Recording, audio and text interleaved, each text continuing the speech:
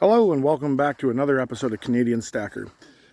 Just going in to pick up the crew. They're doing a trip for a school from out of town. And well, I drove over the beaver dam today and it's gotten full of well, beaver stuff. And I figured, well, I'd videotape and talk to you about what's going on today while I try and get the water off the road. So what happened today? Well, the Federal Reserve, they did the 10% thing that I thought they were going to do, which was 10% likely that they would do a rate hike. And, well, that did indeed happen. They didn't hike. It didn't happen, sorry. They didn't hike. So, yeah, that's pretty much one of the two options I was expecting, either hiking or holding, and they held. And the price of silver pretty much did, well, exactly what I was thinking was going to wind up happening. Like I said a quarter point rate hike would be basically, I think the price would go down a little, and a quarter and a hold would be 25 to 40 cents up. And well, when I was looking a little bit earlier, it did exactly what I thought. It went up a little bit. So we're holding right now at 40 cents higher than yesterday. So I'm trying to videotape this while I do her, but you know, she's hard to focus on this and talk about Federal Reserve stuff. But yeah, gonna try to get this bar in there and pry her up. Yeah, when the road gets overwashed, it becomes very difficult to get in and out with anything. It's a bit of a pain in the butt, this beaver, but rather than hurt it, you know, we try not to hurt him. You know, it's not his fault that he was born in this swampy area. Wow, did he ever bury this in? My goodness. I might have to turn the camera off. So, I'll tell you what, we'll put you on pause for a minute. And I'll see if I can get this open. And then I'll turn the camera back on and we'll talk a little bit more. So just a minute. Sit tight. I'll be right back. All right, so I got her about half out. You can see the water's changing color.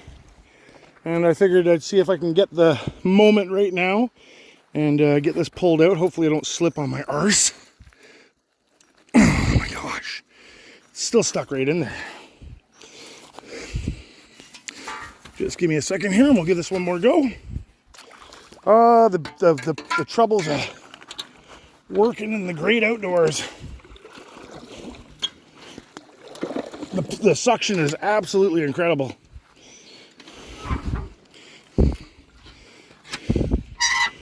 There we go. She's coming up. She's coming up. Yeah, she's flowing pretty good now. Might have to wait and try to come back when this has got a little bit of the pressure off her. But we'll give her one more go. Got a little bit of a hook I bent into the end here. I just try to hook it down and then use my body weight, if I can get it to hook in, to lift her up. There it goes. So yeah, if you come over here now, you can really see she's starting to cook. But I really want to get her all the way out. Hope you guys don't mind me taking this time to just show you a little bit of my day. Oh my gosh, that beaver. What have you done to me, buddy? But yeah, so the Fed basically all things bad today. Good old Jerome there, after he said, hey, we're not gonna hike today. He literally said to the entire room, but you know, we're leaving her open to that we've got 2 more hikes to do before Christmas. So he's like left the door open to another 50 basis point rate hike, which, well, you know, that could be absolutely devastating to the banks that don't have any more blood to give. And like I was saying before, you know,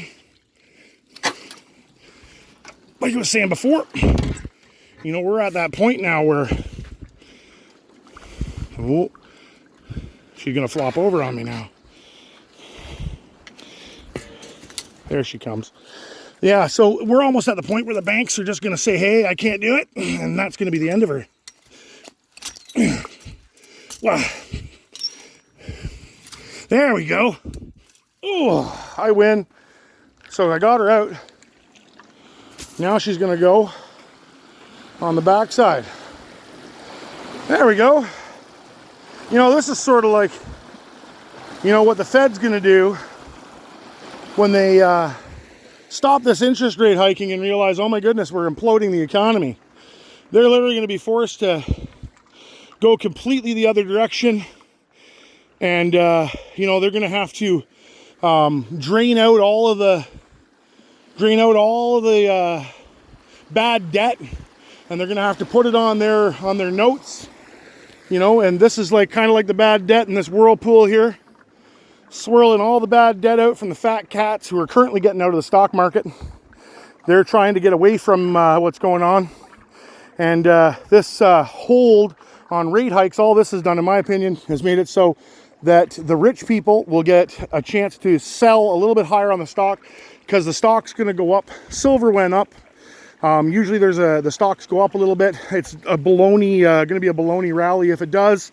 And when the Fed goes to hiking rates again, all of this crud debt that's going downriver that the U.S. government's buying is going to be left on their books, and all of the people that were holding all this bad debt will have dropped it on the U.S. government. And why would anybody other than the U.S. government hold it? Nobody wants to buy bad debt, you know, so they're not going to pick it up. They're not going to purchase it. And the U.S. government's going to be left holding all these bad debts. And, you know, the Biz there announced the other day that they raised the weight rating of China, you know, in the currency of the basket of currencies from 10 to 12.5.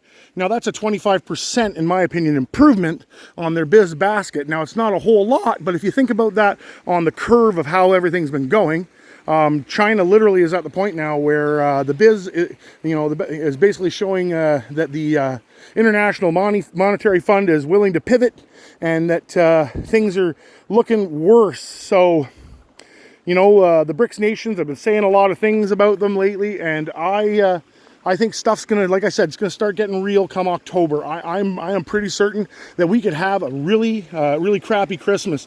Now, what am I talking about by crappy Christmas? Well, I don't think the American dollar, like I'm going to say, is going to slide into obscurity, but we're going to see this deflationary slash stagflationary period kick in, where it's going to start becoming hard to find a job. It's going to start to, well, it's already started becoming hard to get credit. Things are going to slow right down in Canada and the U.S., and I think October, November, we're going to be into the depths of this recession, but it's more like a depression. We've had 2 contractions in a row. They say that there wasn't, but we all know that there was 2, and we're going to get that 3rd contraction. And if we get a 4th, well, we're officially in a depression. You know, they changed the metric so that they could make it look good. They're full of baloney, and don't believe anything they say. What do I see happening? I think something similar to the great financial crisis in 2008 is going to happen, maybe slightly worse. Now, remember, I'm not financial advice. I'm just a guy standing beside a drain from a swamp, you know, giving you some advice. Like, what the heck do I know? You know, like, I dig in the mud, and you know, I'm not an educated guy from college. I'm just a dude with a bent piece of steel and not a real tool. And you know, I'm trying just to do the best I can, like the rest of you. But I'm telling you, this is my opinion right now. Food, water, barterability. Make sure you've got your friends ready to go, your family, you know, as much as you can. You know, like, I'm not saying it's going to happen quickly. I'm not FOMOing. I'm not telling you to buy in. You know, the same thing as always, dollar cost averaging on the way down. Don't ride it on the way up. You know, be smart about it. It's more important to be out of debt right now than it is to stack. It's more important to have you know, 4 or 6 months of food supply banked back than it is to buy silver right now. So right now, if I was a guy and I had enough to buy an ounce of silver, or I had enough to buy some food to put away, I would be putting that food away if I didn't have any already. And once again, if I was a guy and I had enough to buy an ounce of silver, but you know, I could pay more off on my credit card bill, I'd be paying my credit card bill. And the reason for it is interest is evil. You know, interest is evil. So that's my advice for, well, not advice, my opinion for today. You know, the Fed did exactly what I didn't expect. They paused, but I was 10% on that side. And like I said, if they raised rates, silver price would go down. If they paused, it'd go up 20 to 40 cents. We're there. We're in that realm of what I said. You can look back and you know, in my previous videos, and you know, you can see what I was saying. I'm pretty close. So for now, you know, keep stacking. And, you know, like, share, and subscribe. And don't forget, the 4 for the 4th is coming up.